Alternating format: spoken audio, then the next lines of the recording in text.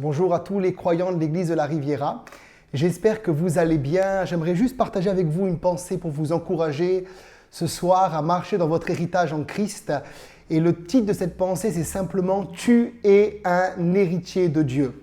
Ou si tu es une sœur, tu es une héritière du Seigneur. Et j'aimerais juste lire quelques textes avec vous dans Romains 8 au verset 17 où il est écrit « Or si nous sommes enfants, nous sommes aussi héritiers de Dieu » et co-héritiers de Christ, ça veut dire que nous partageons l'héritage avec Christ, si toutefois nous souffrons avec lui afin d'être glorifiés avec lui. Dans Éphésiens 1, verset 11, il est également écrit « En lui, nous sommes aussi devenus des héritiers ». Et dans Galates 4, au verset 7, l'apôtre Paul va dire « Ainsi, tu n'es plus esclave, mais fils. Et si tu es fils, tu es aussi héritier de Dieu par Christ. Amen. » Et c'est une bonne nouvelle pour nous de savoir que Dieu a fait de nous, en tant que ses enfants, ses héritiers. Vous savez que pour vivre un héritage sur la terre, normalement, il faut que quelqu'un puisse décéder. Et par exemple, si aujourd'hui, j'ai un oncle aux États-Unis qui a beaucoup d'argent et qui veut faire de moi son héritier tant qu'il est vivant, c'est impossible pour moi de toucher cet héritage. Mais le jour de son décès, s'il m'a mis sur son testament, je vais pouvoir devenir un héritier. Et la bonne nouvelle pour nous, c'est que Jésus-Christ est mort à la croix et que par sa mort expiatoire, il a fait de nous ses enfants, ses héritiers. Et l'auteur de l'épître aux Hébreux, dans Hébreux 9 au verset 16, dira « Car là où il y a un testament, il est nécessaire que la mort du testament soit constatée.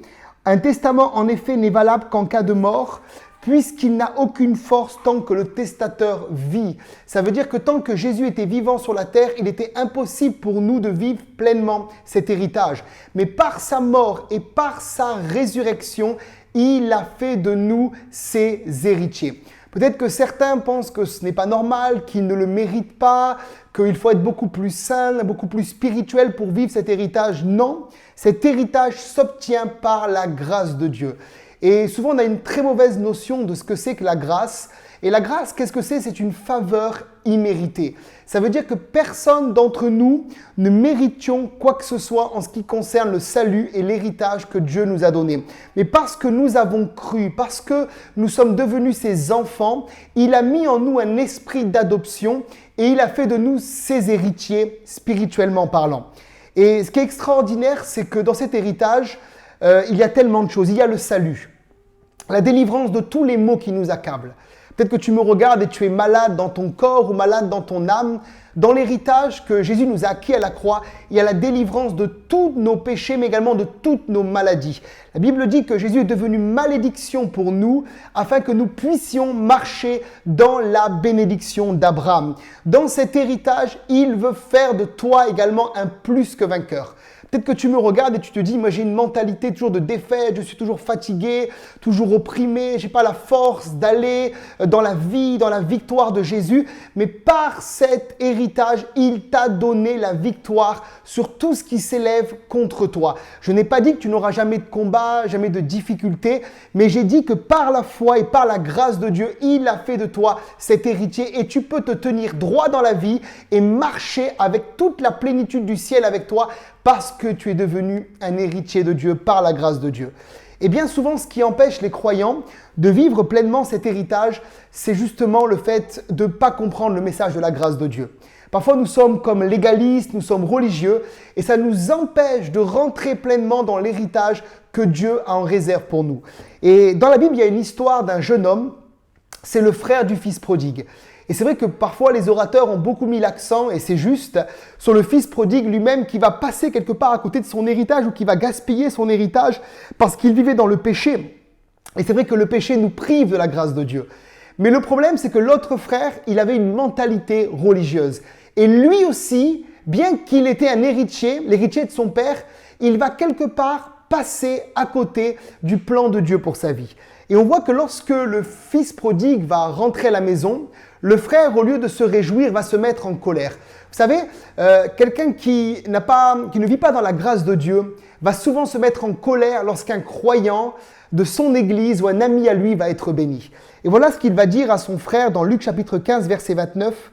« Voici, il y a tant d'années que je te sers et tu ne m'as jamais donné un chevreau pour que je me réjouisse avec mes amis. Vous voyez, il a une mentalité petite. Le père va lui répondre au verset 31, « Mon enfant, lui dit le père, tout ce que j'ai est à toi. » Et il y a des chrétiens qui, dans l'église, ça paraît spirituel, veulent juste un petit chevreau.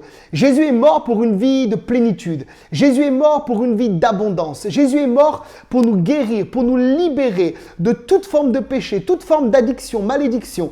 Et il y a beaucoup de gens comme ça qui, dans l'église, veulent juste un chevreau. Et ça paraît spirituel. Je veux juste une petite réunion de prière, une petite bénédiction. Et c'est vrai que cette femme est venue auprès de Jésus et lui a dit, « Si je mange seulement les miettes qui sont sous la table, alors cela me suffit. » Mais Jésus va lui dire que la délivrance est le pain des enfants. Et pour nous, nous ne sommes plus comme cette femme. Nous sommes des enfants. Nous sommes des héritiers. Nous devons chercher non plus les miettes, mais chercher le pain. Chercher une vie d'abondance. Et on voit que le père va faire le reproche à ce fils. Tout ce que j'ai est à toi. Tu aurais pu prendre.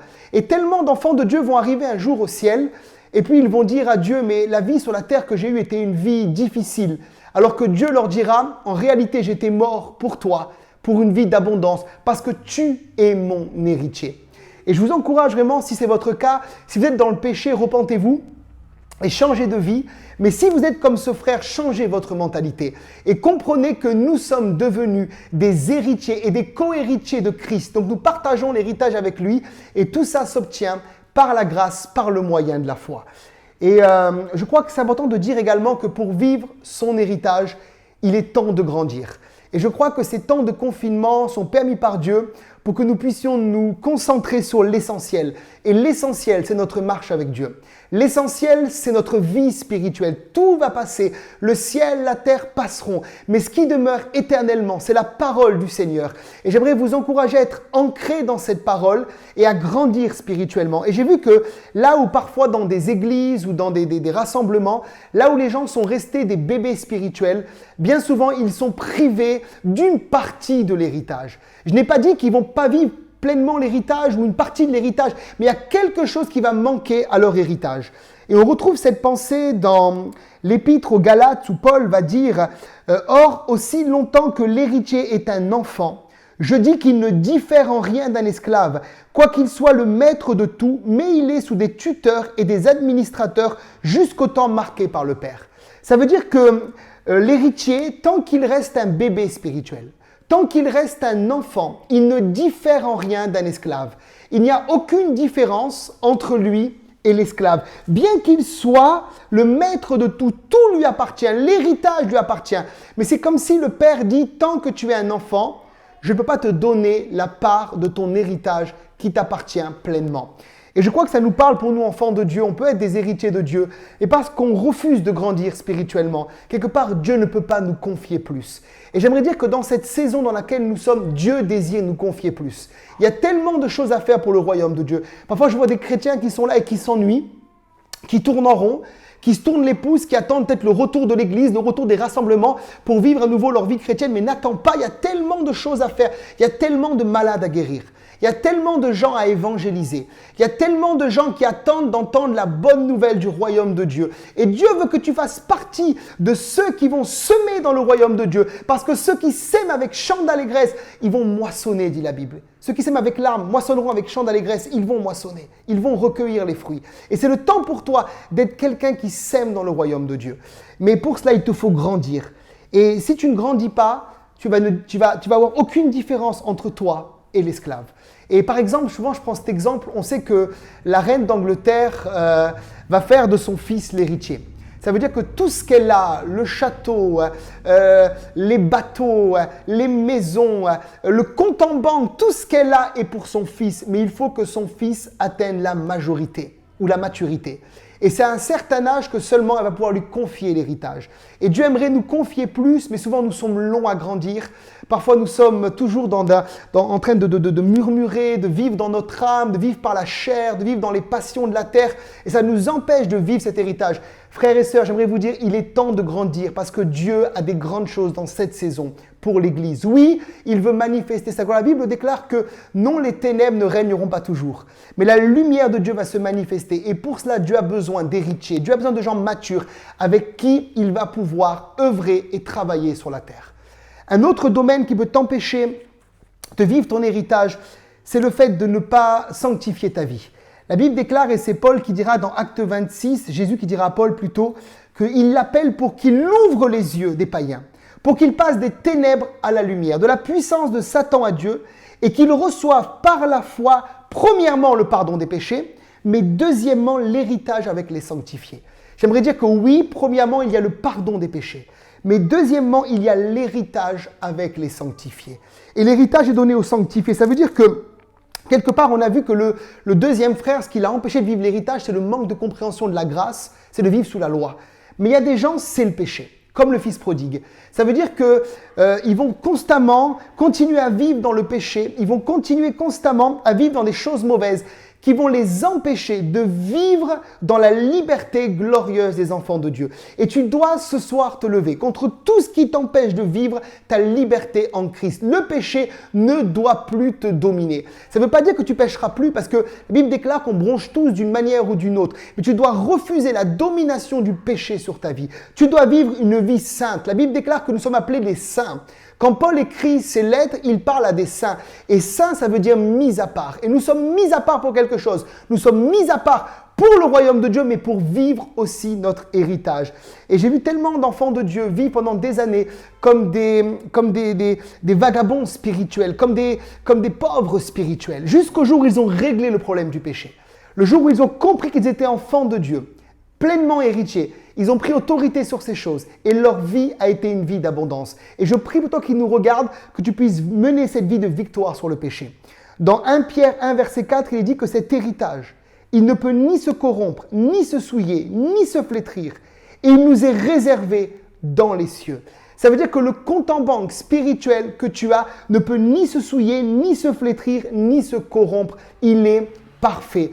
Et peut-être certains vont dire, mais à quoi ça me sert d'avoir un héritage dans les cieux si je vis 90 ans sur la terre? Alors la bonne nouvelle, c'est que dans l'épître aux Éphésiens, au chapitre 1, il est dit qu'il nous a bénis de toute bénédiction spirituelle dans les lieux célestes en Christ. Mais nous pouvons faire descendre ces bénédictions spirituelles sur la terre, donc notre héritage, par le moyen de la foi. Et bien sûr, il y a une partie de l'héritage que tu ne toucheras que dans le ciel, au tribunal de Christ. La Bible déclare que nous serons récompensés, mais il y a une partie de l'héritage qui est pour maintenant. Il y a une partie de l'héritage qui est pour aujourd'hui. La Bible déclare que la création attend la révélation des fils de Dieu. Et s'ils nous voient vivre comme des héritiers spirituels, alors là, il va se passer quelque chose. Fais descendre ton héritage qui est dans les cieux sur la terre. Comment? Par la proclamation de la parole de Dieu, par la louange, par la prière, par le jeûne, par le fait de déclarer des paroles de foi. Tu vas amener la manifestation de ton héritage qui est dans les cieux sur la terre. J'aimerais également pour terminer te dire une dernière chose, c'est que pour vivre ton héritage, pour t'encourager, tu as besoin de changer ta mentalité. Dans Romains 12, au verset 2, il est dit que nous sommes appelés à être transformés par le renouvellement de l'intelligence.